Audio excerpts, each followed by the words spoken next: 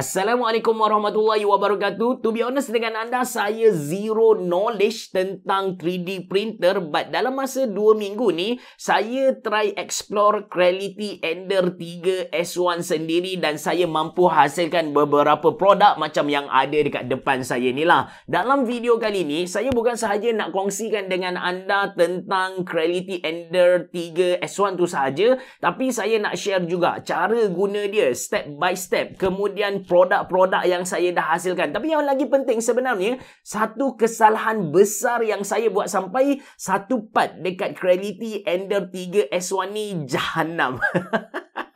Tanpa berlengah lagi, anda bersama saya Ashraf Jeffrey dalam channel YouTube Mona Lisa. Kalau anda belum tekan butang subscribe, pastikan anda tekan butang subscribe dan juga button loceng yang ada dekat tepi dia. Jom!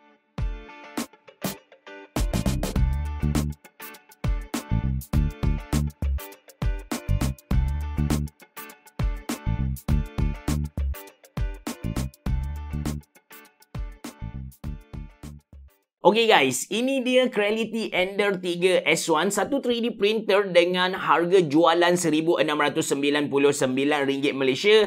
In case anda rasa Creality Ender 3 S1 ni mahal kan, anda boleh beli adik dia yang sangat-sangat famous dalam arena 3D printing ni, iaitu Ender 3 yang berharga RM749 Malaysia. Actually, saya tahun lepas memang planning nak beli Ender 3 ni sebab saya memang ada minat lah dengan 3D printing. Tapi dipendekkan cerita, rezeki saya, Creality Malaysia approach dan mereka minta saya review Creality Ender 3 S1. Rezeki guys. Memang betul ada beberapa part yang Ender 3 S1 ni lebih compare dengan Ender 3 yang biasa tu, but seriously kalau anda baca forum, orang dah kata Creality Ender 3 dah memadai. The best thing about Creality Ender 3 yang harga RM749 tu, dia punya upgradability potential. Dia macam future proof sebab kita boleh tukar komponen-komponen dia time by time. That's why Ender 3 dah memadai sebenarnya. Balik pada cerita Creality Ender 3 S1 ni, saiz dia tak besar sangat. Panjang dalam 44 cm termasuk dengan skrin yang ada belah kanan. Kalau kita letak Ender 3 S1 ni atas meja yang satu depa macam tu, 1.5 meter, dia akan makan 1/3 space sahajalah. Lepas tu dia punya kedalaman tu termasuk dengan space yang kabel power cord makan sekitar 50 cm sahaja. Bila kita sebut tentang 3D printer ni, ada beberapa benda ataupun term yang penting yang kita kena tahulah, yang paling basic orang kata. Yang pertama tentang dia punya filament ataupun dia punya dakwat. Kalau printer biasa kita panggil ink ataupun toner lah. Filament dia tak mahal guys. Betul, dia punya hardware tu mahal sampai RM749, ada yang RM1,699 macam Ender 3 S1 ni, tapi filament ataupun ink dia hanya RM79 Malaysia untuk 1 kilogram.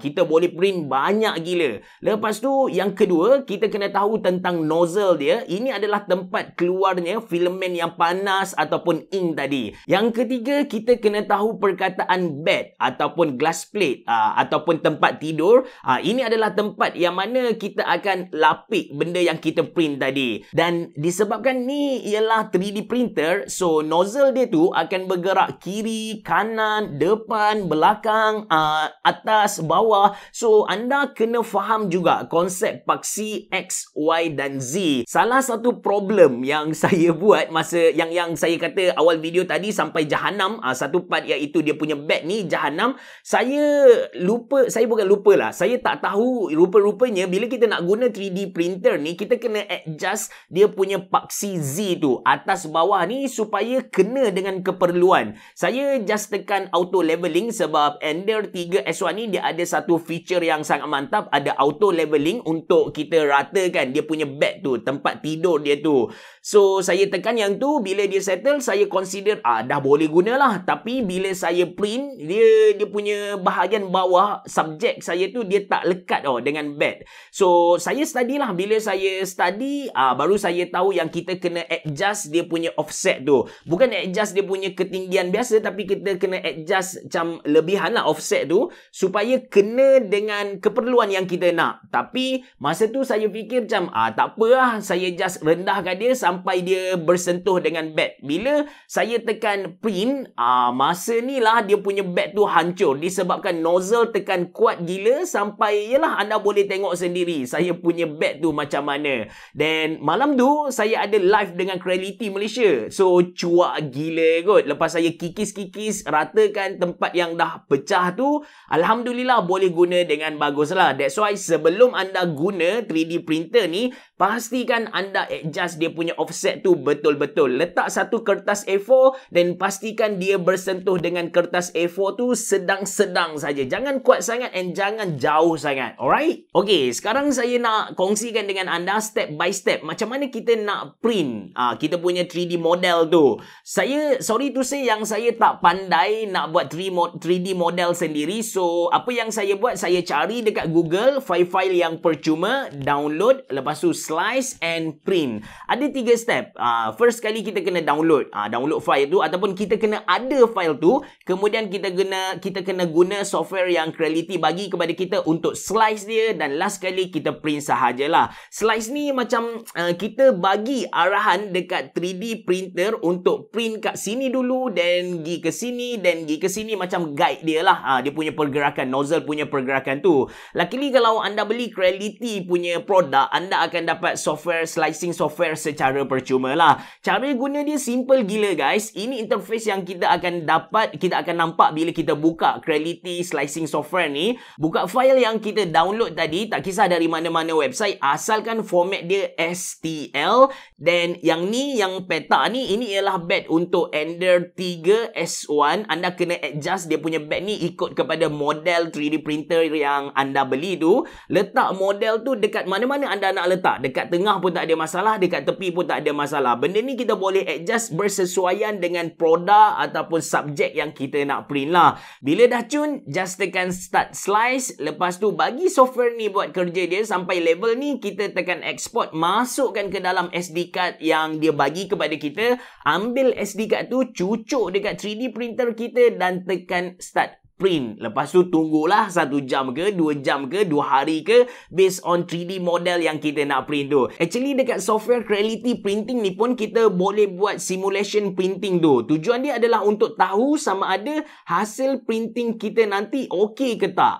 Saya recommend anda buat simulation ni kalau model-model yang anda nak print tu complicated ataupun besar lah. Nanti tengah-tengah print dah ambil print dia tu pun dah makan masa yang lama. Lepas tu sampai satu level, lepas 4-5 jam tengok-tengok ada part yang bermasalah. That's why better anda buat simulation dulu. Bila simulation okey, baru anda start print benda yang betul. Okey, ini beberapa model yang saya dah print. Ada yang okey, ada yang tak okey. Actually ada 2 lagi, ada rabbit dan juga kucing, tapi anak saya ambil 2 ekor binatang tu, dia buang dekat mana saya pun tak tahulah. Saya nak tunjuk kepada anda Psyduck ni dulu. Pokemon Psyduck ni, anda perhatikan mulut bawah dia tu macam rosak sikit. Saya tak tahu kenapa, tapi yang tu rosak lah. Kemudian saya pun ada print satu stand untuk keyboard. Saya pun tak pasti kenapa rosak dia, memang level tak boleh diterima langsung. Dan ini ialah kucing untuk saya letak macam pen, tempat-tempat kita letak alat tulis ataupun screwdriver. Dan ada Pikachu dalam kostum Kakashi. Yang ni memang cantik. Kalau ambil cat, lepas tu cat sendiri, lawa kot. Boleh jual dekat Shopee ni. Lepas tu yang nampak macam octopus, tentacle untuk sotong, ini ialah tempat untuk letak smartphone.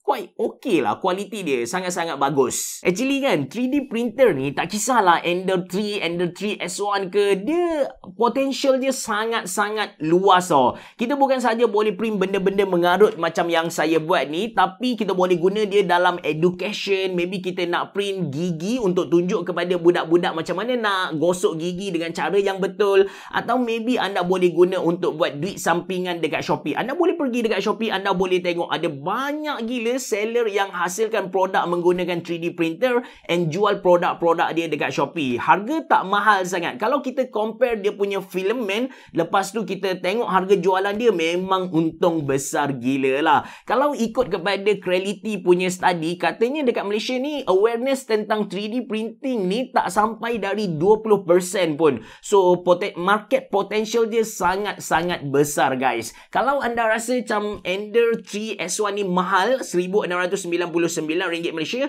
anda boleh beli Ender 3 RM749 Malaysia, tambah dengan dia punya filament, then you are good to go untuk jadi seorang businessman. Itu saja dari saya. Terima kasih kerana menonton. Assalamualaikum warahmatullahi wabarakatuh. Bereboh. Jumpa lagi.